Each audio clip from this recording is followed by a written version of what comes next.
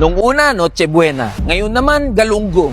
Bakit palagi na lang tayong dinidiktahan sa kung ano yung pwede nating kainin o bilhin? Mga boss, nung nagsabog siguro ng katangahan yung langit, sinalo lahat ng mga opisyal ng gobyerno. Sipin nyo mga boss, yung DA Secretary na si Secretary Chu Laurel, sinabi, kung masyadong mahal ang galunggong, magmanok na lang tayo. Kung pakikinggan natin mga boss, parang wala namang mali doon sa sinabi ni Secretary Chu Laurel. Totoo naman walang supply ng galunggong, masyadong mahal yan sa 400 kada kilo. At sa hirap ng buhay ng mga manggagawa at ordinaryong Pilipino, talagang mapipilitan tayo na maghanap ng mas murang alternative dyan sa galunggong. Ang pinaka-problema natin dito mga boss, bakit palagi na lang tayong dinidiktahan sa kung ano yung pwede nating kainin o bilhin? Nung una, Noche Buena. Ngayon naman, galunggong. Ano ba talagang utak meron kayo na nandyan sa gobyerno? Hindi ba bilang isang mataas na opisyal ng gobyerno at bilang kalihim ng Department of Agriculture, ang dapat na inuunan nyo kontrolin at pababain ang presyo ng mga pangunahing bilihin para maging affordable sa aming mga manggagawa at ordinaryong Pilipino? Pero bakit sa halip na yan yung marinig namin na nagsusumikap at ginagawa ng gobyerno ang lahat para mapababa yung presyo ng mga bilihin, makamit ng mga ordinaryong Pilipino at mga manggagawa yung isang buhay na disente at may dignidad? Makain namin yung gusto naming makain, mabili namin yung gusto naming mabili. Tinuturuan nyo pa ang mga manggagawa at ordinaryong Pilipino na masapatan sa pinakamababa at kaawa-awa na sitwasyon. Pero di ba yan yung nakasulat din sa konstitusyon at trabaho dapat ng gobyerno na gawing panatag, disente at may dignidad yung buhay ng bawat isang Pilipino? Pero ang lumalabas, parang gusto nyong tanawin namin na utang na loob sa inyo yung pababa na kalidad ng buhay ng mga Pilipino. Hindi ba nakakagalit na sa gitna ng usapin, issue ng korupsyon, daan-daang bilyong piso ang ninanakaw sa kabangbayan sa atin ng mga manggagawa at ordinaryong Pilipino, maririnig natin ang mga opisyal ng gobyerno na tinuturuan tayo na magtipid, masapatan sa kung anong meron tayo at maghigpit ng sinturon. Yun naman yung kinagagalit natin na lagi tayong tinuturuan sa kung paano dapat tayo mabuhay, wala naman silang alam sa kung anong pinagdadaanan ng isang ordinaryong manggagawa at Pilipino. Pag tinignan mo nga mga bahay nila, ang gaganda ng kotse, ang daming alahas, ang sasarap ng pagkain, nakakapunta sa iba't ibang bansa. Tapos sasabihin nila ganito dapat mabuhay ang isang mahirap na manggagawa at ordinaryong Pilipino. Kaya kay Secretary Chu Laurel, magpapasko pa naman. Sa halip na regaluhan mo kami ng magandang balita, ang matatanggap pa namin yung katangahan mo at pagiging matapobre mo.